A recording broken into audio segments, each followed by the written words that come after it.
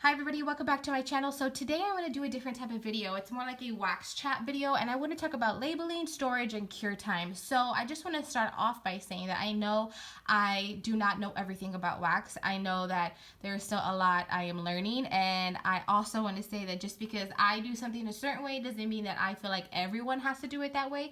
It is just the way that I've done it, or ways that just I find work best for me. So I do want to get that out there. I already know I don't know everything about wax. So I just wanted to throw that out there now. I want to talk about, what did I say? Labeling, storage, and cure time. Yeah, so there's a lot of stuff to learn when you first get into vendor wax. A lot. When I first got into vendor wax, there was like about 5 people that I always watched on YouTube. One was Just Jenny, Notorious Liz, of course, Wax Goddess, and Kim Hart's Organizing, and oh my gosh, I feel like I'm forgetting somebody else. I think her name was Jessica Campbell or Jessie Campbell or something like that. She used to do a lot of like amazing hauls and stuff. I think she still has, but anyways, so I used to watch them a lot, and I still do watch them a lot. Just Jenny is the only one out of all of them that hasn't been posting videos anymore. But besides her, all of them are still posting videos, I believe, and they have been in the game for years. I'm talking to like at least 2 to 3 years already, if not more. So they obviously know a lot, way more than I have. And when I first got started, I would watch a lot of their videos, and that's how I learned a lot of stuff. And also, Who's Cat from Instagram, now she helped me a ton. When I had questions, she was the one that I would go to ask my questions, and she would answer everything and anything. So like I said, when you first get into vendor wax, there's a lot to learn, and you learn as you go, and blah blah blah. And like I said, just because I do certain things a certain way does not mean that I feel like you have to do them. It's just like, I guess, like tips and advice. I always have people ask me questions, and once I get like a certain amount of questions, I'm like, okay, let me make a video so that I don't have to keep answering the same questions over and over. So that is why I'm making this video. So first, let's talk about labeling. Obviously, labeling is not something that you have to do. It is something that you can just do because you're bored, you want to, or you like to, whatever. So it's to each their own when it comes to labeling. I personally label, and when I'm talking about labeling, I'm talking about scent notes on wax. So this is exactly what I'm talking about when I am talking about labeling.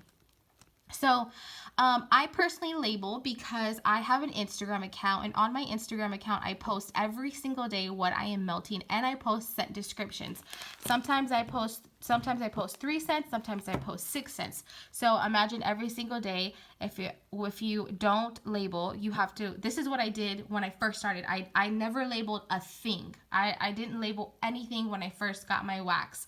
So every single day I would go onto Instagram, make my post, and then I would have to search up 6 different scent notes every single day from either Facebook, different websites, copy and paste everything, or type everything back out. And it just got to be so much to where I didn't even want to post what I was melting because I didn't feel like writing scent notes down for every single scent. So then I just decided to, let me just write scent notes on whatever it is that I'm melting that day, and then whatever wax that comes in after that, I'll just write the scent notes on the wax so that I don't have to do that because it was getting so annoying.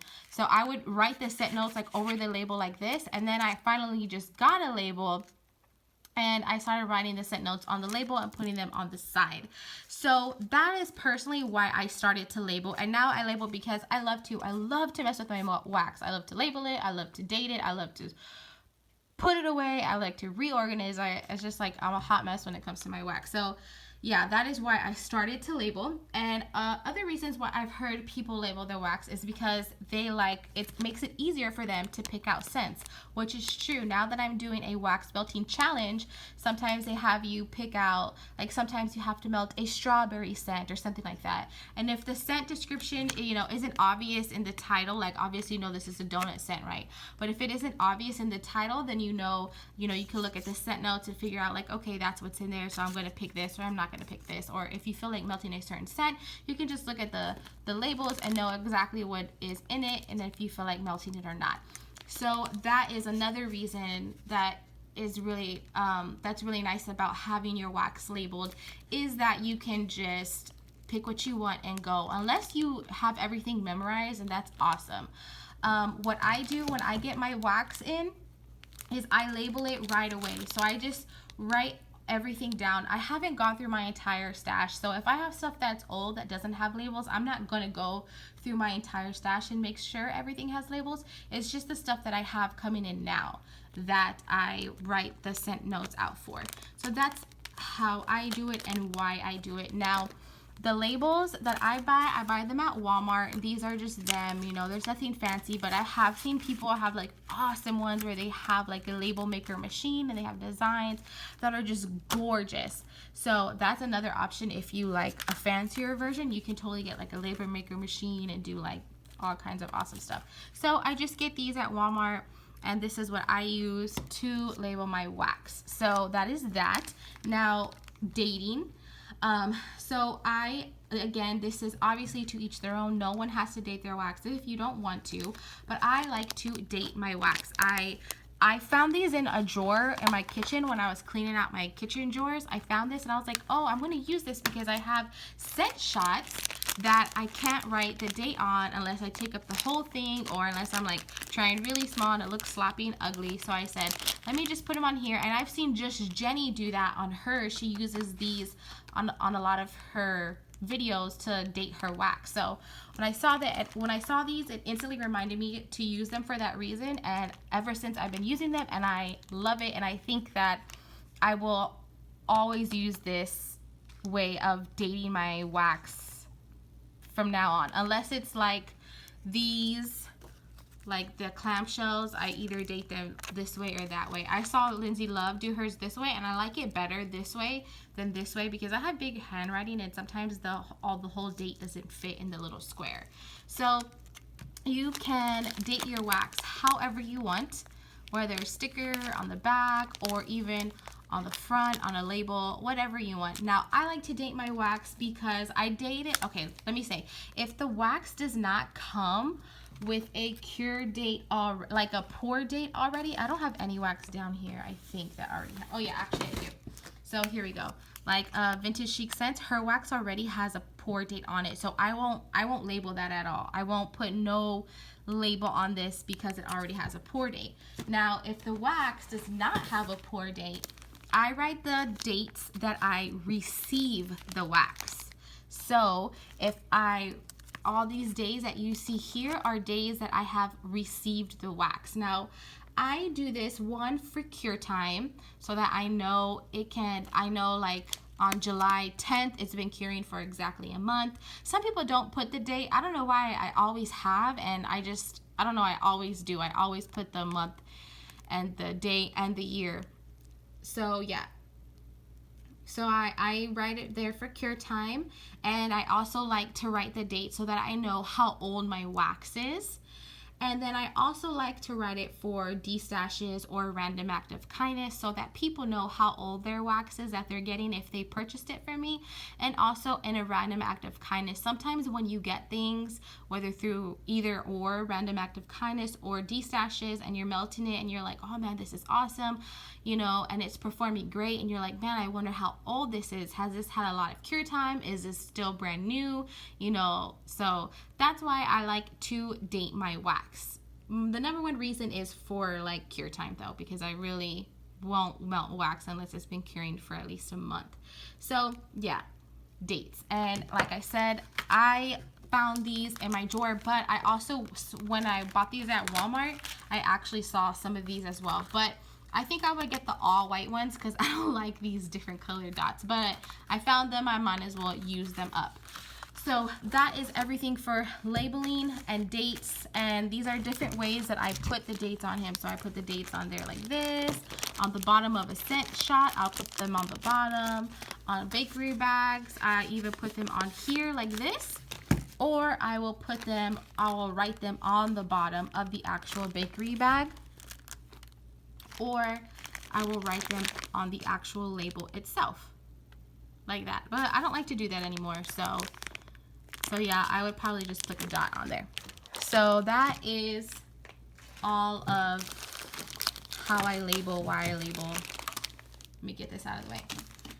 Okay, So next thing I want to talk about is storage.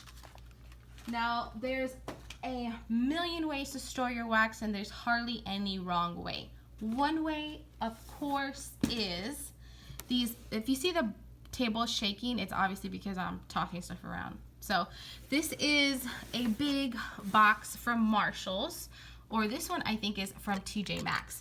So this is it. It's pretty big. And well, it's actually pretty deep, I should say. And in here, I have stored just all of my doubles and extras and all that stuff. I only store doubles and extras of any scent that I have in these bins. Otherwise, they are up in plastic boxes. But I do have a collection video that you can see if you want to see my actual collection. So, boxes and stuff. These kind of boxes are great. You can store your wax in. They sell them at Marshalls, at Hobby Lobby, at Michael's, at TJ Maxx. They sell them all over the place, and they can be, some of them can be expensive, but some of them can be cheap as well. So these are a great option to store your wax in. Another one, give me 1 second here, are these big bins. The bigger ones, these are like, either these are like $1 or like $2 at Walmart, at Target. I buy these ones at Target, and Target has like this corner edge as opposed to Walmart where it's like really round. So that's the only reason why I buy these at Target, because I like the square. Anyways, that's pointless. So I like these bigger bins for wax that's taller, like taller bags. So that the bags don't bend and anything. I also have half pies in here. So these bins are also awesome to store your wax in. And what's awesome is that you can stack them on top of each other, and they're also clear so you can see what they are. Obviously, I know these are my Rose Girls, like chunk bags and pies. So this is another awesome way to store wax, and that's pretty cheap. I think they're only like maybe $2 and change for one of those size bins. Okay. Another way to store wax is in these bins. Now these are dresser drawer oh my gosh, I'm moving everything. So these are dresser drawer organizers that I bought from IKEA a long time ago. When I bought our new dressers, I had bought these to put inside of them, and these are great. They come in like this long size, and they also come in like a huge one that has all kinds of different dividers in there. So I wasn't gonna break that down, but basically it's just like a cloth thing, and I have like scent shots and like, you know, other smaller vendors or whatever. I have that in here. So that's another way you can store your wax as well. Another way is a bin, a regular Sterilite bin. Again, I think these are 98 cents from Target. They are from Sterilite.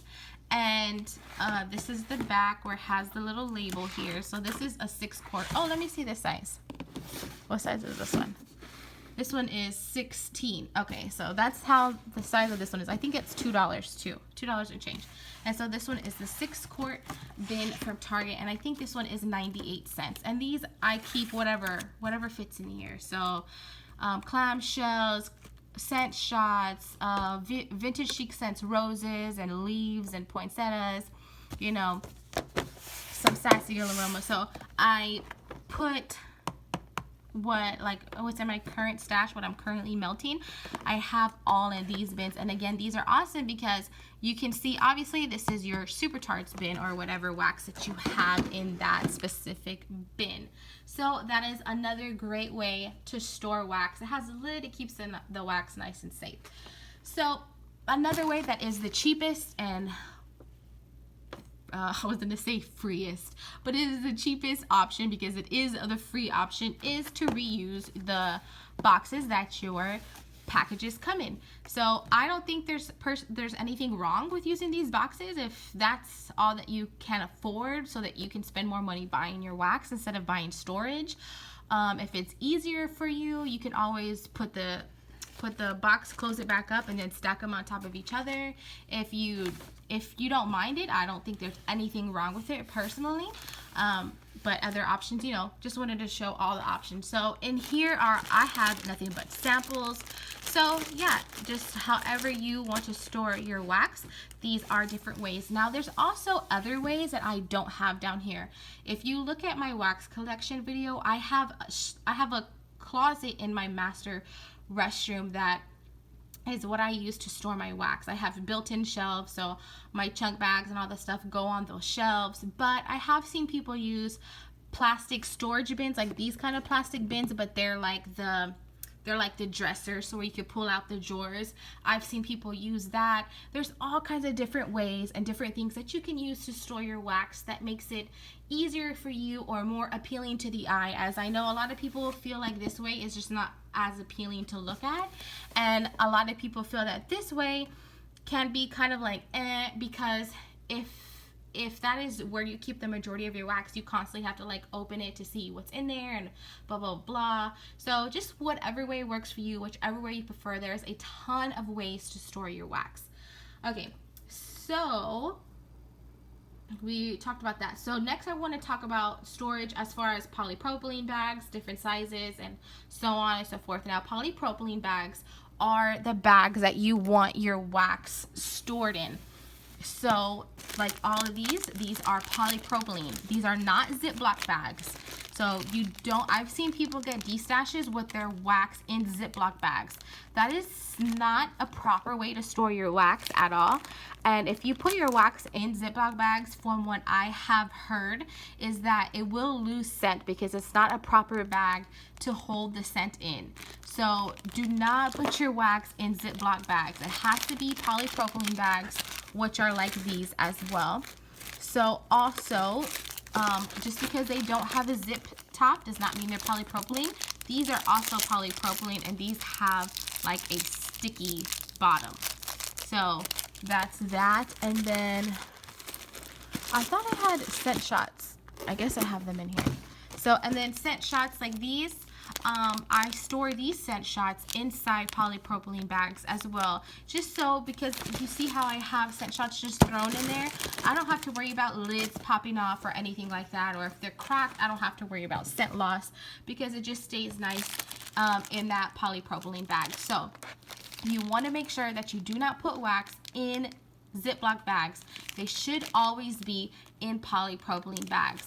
Now, polypropylene bags are great to have if you do random act of kindness, if you do destashes, or also if you are just into wax. Sometimes you might get wax that the bag is torn or ripped, and you're gonna need something to put it into. And if you don't have a polypropylene bag, you know, I could see how somebody might just toss it in a Ziploc bag thinking it's the same thing, but it's not. So they're great to have just as backups, just in case something happens. I have a few different sizes here. So this is a 3x3 polypropylene bag here. This is a 4x4, 5x5, and a 6x6. So I have all these different sizes. I buy my polypropylene bags from L3 Waxy Wonders or from Tiffany Candles. L3 Waxy Wonders sells them to you like this in either 50 or 100 in these little envelopes like this. And Tiffany sells you hers, I think 50 or 100 as well. And hers come in a bigger bag, so I really like that. Now I have heard that you can purchase polypropylene bags from Etsy shops, like in the clear. I have never done that, but I have heard they can be a little bit pricey as well to do it that way because of the shipping. This way, these are pretty cheap, and if you're getting wax, you're already paying for shipping anyway, so you might as well just toss these in. So yeah, Tiffany Candles or L3 Waxy Wonders is where I purchase my polypropylene bags, but I think Destination Wax also sells polypropylene bags as well. So, you know, those are some other options as to where you can buy polypropylene bags. Now onto bakery bags. These are also another great option to store your wax. Bakery bags, you can put cut up loaves, you can put bigger amounts of wax that might not fit in these size of bags. You can put them in here. however you want. These are two different kinds. This one is a bakery bag that I got from Vintage Chic Scents. She gives you one every single time you buy a loaf. She gives you one. So this is a nice big one. It does not have a window, so that is just, it makes no difference. The window makes no difference. But this is one I got from Elfie Waxy Wonders, and this does have a window. So I just wanted to show you two different options. Sometimes not all bakery bags come white. Sometimes they do come brown, and they do have a window. I like the window for like the loaves that have embeds and stuff, and I like plain ones that are just for like plain loaves that don't have any, they're just like all one color. So there's bakery bags are another great option. And I think if you buy loaves, or if you buy a bigger quantity of wax, even if you don't plan on destashing, and if you don't plan on doing random act of kindness, I still think they're great for you to have, because you never know if something might come broken or torn, and it's nice to have a backup. So yeah, I think what I'm going to do is make a part 2 and do the cure time for the next video, because this video is already 20 minutes long. Okay, so thank you guys so much for watching. If you have any suggestions or tips and tricks about labeling and storage and bags and other places to buy your poly bags or bakery bags, then feel free to leave all that information down in the comments below. Again, these bags can be purchased at Elfie Waxy Wonders. I know Sassy Girl Aroma sells some, and I bought some from Tiffany Candles before, but I can't find them anymore on her website. So I just buy mine from Elfie Waxy Wonders. But yeah, again, any other tips or anything else, please leave that down in the comments below, and I'll be back with part 2 for cure time. Thank you guys so much for watching, and have a great day.